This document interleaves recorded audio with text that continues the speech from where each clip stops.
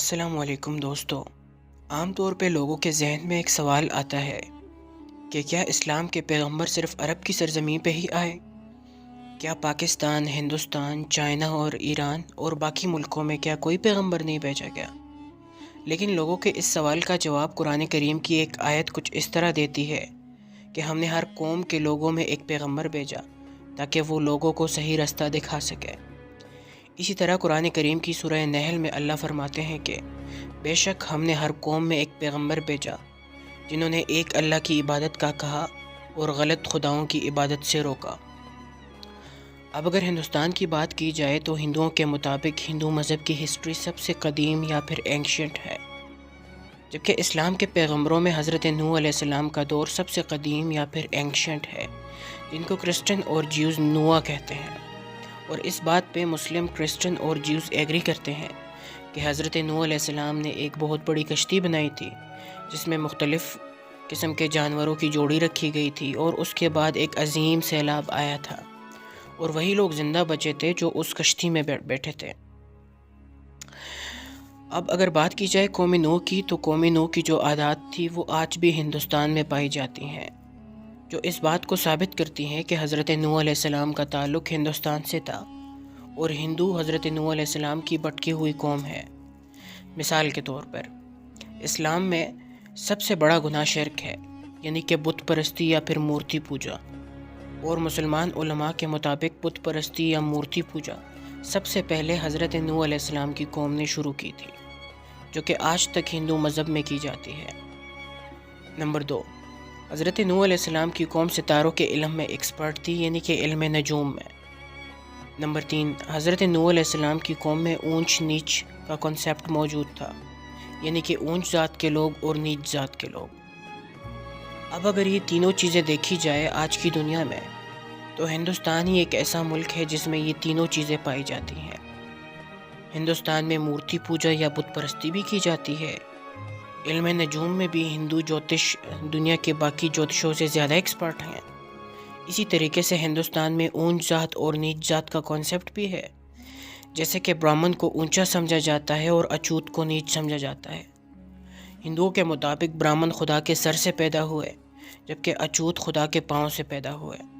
اسی طریقے سے شتریاس کو لڑنے کے لیے کہا جاتا ہے، اور مڈل کلاس کے جو لوگ ہیں ان کو ویشیاس کہا جاتا ہے۔ اسی طرح قرآن پاک میں 5 بتوں کے نام آئے ہیں جن بتوں کی عبادت حضرت نوح علیہ السلام کی قوم کیا کرتی تھی، جن کے نام ہیں ود، سواع، یغوث، یعوق اور نصر۔ ود کو موجودہ ہندوستان میں واسودیو کہتے ہیں۔ سواع کو شیوا کہا جاتا ہے، جس کی عبادت آج کل کے دور میں بھی کی جاتی ہے۔ اسی طرح یغوث کو یگیش کہتے ہیں، چونکہ عربک زبان میں لفظ کاف نہیں ہے اور سنسکرت زبان میں لفظ غین نہیں ہے، تو یہ نام عربک میں جا کے یغوث بن جاتا ہے اور سنسکرت میں یہ یگیش ہے۔ حضرت نوح علیہ السلام کے دور میں بھی اس بت کا تعلق سورج سے تھا۔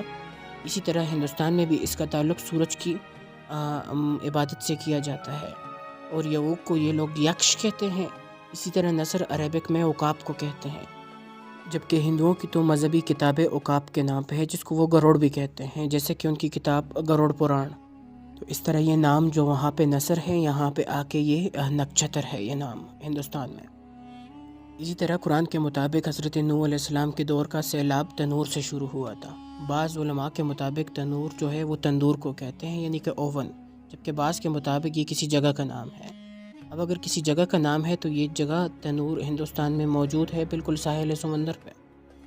اسی طرح قرآن پاک میں کچھ قوموں کا ذکر آیا ہے، جیسے کہ جیوز، کرسچن، سابین، میجینز اور ایسوسیٹڈ ود اللہ۔ اب جیوز تو ہم جانتے ہیں کہ یہودیوں کو کہتے ہیں، کرسچنز کو نصارہ کہتے ہیں، میجینز کو بھی ہم جانتے ہیں مجوسی یا پھر زوروسٹرین۔ اسی طرح ایسوسیٹڈ ود اللہ تو مسلمان ہیں جو اللہ سے تعلق رکھتے ہیں۔ تو یہ سابین کون سی قوم ہے؟ اگر ہندو مذہب کا صحیح نام دیکھا جائے تو ہندو مذہب کا نام ہے سناتن دھرم۔ اسی طرح رسول اللہ صلی اللہ علیہ وسلم نے فرمایا کہ قیامت کے دن اللہ حضرت نوح علیہ السلام کو بلائیں گے اور ان سے پوچھیں گے کہ کیا آپ نے میرا پیغام اپنی قوم تک پہنچا دیا تھا؟ تو وہ کہیں گے جی بالکل میں نے پہنچا دیا تھا۔ پھر اللہ حضرت نوح علیہ السلام کی قوم کو بلائیں گے اور ان سے پوچھیں گے کہ کیا حضرت نوح علیہ السلام نے میرا پیغام آپ تک پہنچایا تھا؟ تو وہ کہیں گے کہ نہیں، ہمارے پاس کوئی پیغمبر نہیں آیا۔ ہم تک کسی نے پیغام نہیں پہنچایا۔ تو پھر اللہ حضرت نوح علیہ السلام سے کہیں گے کہ آپ کے گواہ کون ہیں؟ تو وہ کہیں گے کہ رسول اللہ صلی اللہ علیہ وسلم اور ان کے امتی میرے گواہ ہیں۔ اب سوال یہ اٹھتا ہے کہ ہم لوگ تو حضرت نوح علیہ السلام کے دور میں تھے ہی نہیں، تو ہم کس طرح سے گواہی دیں گے حضرت نوح علیہ السلام کی؟ تو اس بات کا مطلب ہے کہ سابقین یا اس دور کے جو لوگ تھے وہ آج کل کے دور میں موجود ہیں۔ مزید یہ کہ ہندوازم کی ایک کتاب جس کا نام بھوشیہ پرانا ہے، اس میں پرتیسک پر میں کنڈ نمبر 1 اور ادھیائے نمبر 4 میں حضرت نوح علیہ السلام کا ذکر ہے، اور اس میں لکھا ہے کہ نیو نے 500 سال تک حکومت کی اور اس کے 3 بیٹے تھے، سم، سام اور یقوت، اور بعض جگہ پہ یہ نام بھاؤک لکھا ہوا ہے کہ وہ ایک دن خدا کی عبادت کر رہے تھے اور پھر انہوں نے خواب دیکھا کہ ایک بڑا سیلاب آنے والا ہے۔ پھر انہوں نے ایک کشتی بنائی اور اس کے بعد انہوں نے ہر جانور کا ایک ایک جوڑا اس کشتی میں بٹھایا۔ پھر اس کے بعد 40 دن تک بارش ہوتی رہی۔ تو یہ قصہ ہمیں ملتا ہے ہندوازم کی ایک کتاب میں سے، جو اس بات کو واضح کر دیتا ہے کہ حضرت نوح علیہ السلام کا تعلق ہندوستان سے تھا۔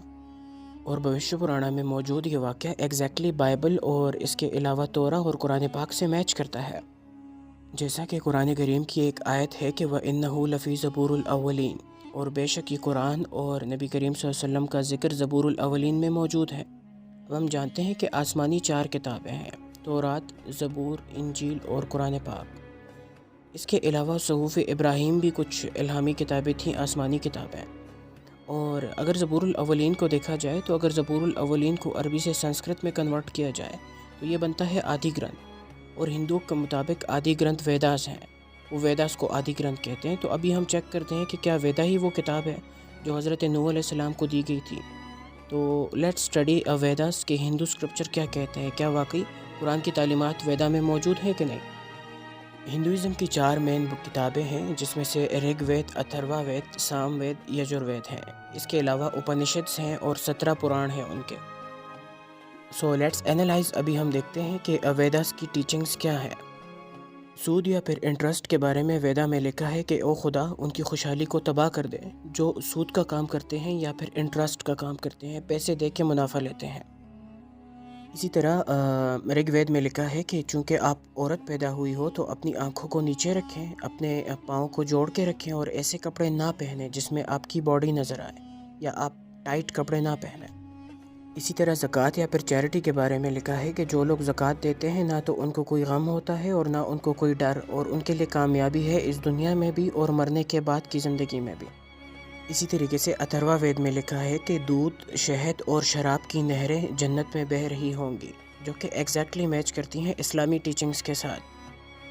اسی طرح رگ وید کے مطابق سب بائی برتھ برابر ہیں، نہ تو کوئی اونچ ذات کا ہے اور نہ نیچ ذات کا، بائی برتھ سب برابر ہیں۔ اسی طریقے سے اللہ کی ذات کے بارے میں لکھا ہے کہ کسی کی عبادت مت کرو لیکن صرف ایک خدا کی عبادت کرو۔ مزید یہ لکھا ہے رگ وید میں کہ او دوستو، کسی کی عبادت مت کرو سوائے ایک خدا کے، اس طرح تم سزا سے بچے رہو گے، پنشمنٹ سے بچے رہو گے۔ اسی طرح رگ وید میں لکھا ہے کہ او دوستو، کسی کی عبادت نہ کرو سوائے ایک خدا کے۔ مزید یجر وید میں لکھا ہے کہ وہ لوگ جو سمبوتی کی عبادت کرتے ہیں یا اسمبوتی کی عبادت کرتے ہیں وہ لوگ اندھکار میں جا رہے ہیں، یعنی کہ جو لوگ نیچرل تھنگس کی عبادت کرتے ہیں جس طرح کہ سورج، آگ، پانی، اور یا پھر جو ہاتھ سے بنائی ہوئی چیزیں یا مورتی پوجا کرتے ہیں یا بت پرستی کرتے ہیں، وہ لوگ اندھیرے میں جا رہے ہیں۔ They are entering into the darkness. اب اگر ان ورسوں کو عربک میں تبدیل کیا جائے تو یہ بنتا ہے لا الہ الا اللہ۔ اور اسی طرح حضرت محمد صلی اللہ علیہ وسلم کا ذکر بھی میں نے ہندو مذہب کی کتابوں سے نکال کے اس پہ ویڈیو بنائی ہے، تو یہ ٹوٹل کلمہ بنتا ہے لا الہ الا اللہ محمد الرسول اللہ۔ جس طرح قرآن کریم کی ایک آیت ہے کہ بے شک ہم نے ہر قوم میں ایک پیغمبر بھیجا اور جس نے صرف ایک اللہ کی عبادت کا کہا اور غلط خداؤں کی عبادت سے روکا۔ تو آپ خود دیکھ سکتے ہیں ہندو مذہب کی کتابوں میں ایک خدا کی عبادت کا کہا گیا ہے، اور مورتی پوجا یا بت پرستی کے خلاف ہے ہندو مذہب کی کتاب۔ اب اگر کوئی بھی ہندو خود کو پکا ہندو سمجھتا ہے یا پکا سناتن دھرم کا سمجھتا ہے تو اس کو ویداس کو فالو کرنا چاہیے اور ویداس کی ٹیچنگ پہ عمل کرنا چاہیے۔ اس کو بت پرستی چھوڑ دینی چاہیے، مورتی پوجا کو چھوڑ دینا چاہیے اور ایک خدا میں یقین رکھنا چاہیے۔ امید کرتا ہوں کہ آپ کو میری یہ ویڈیو پسند آئی ہوگی اور یہ دلیلیں کافی ہوں گی حضرت نوح علیہ السلام کا تعلق ہندوستان سے ثابت کرنے کے لیے۔ یہ اس ویڈیو کا پارٹ 1 تھا، اور اگر آپ چاہتے ہیں کہ میں اس ویڈیو کا پارٹ 2 بناؤں تو مجھے کامنٹ سیکشن میں ضرور بتائیے۔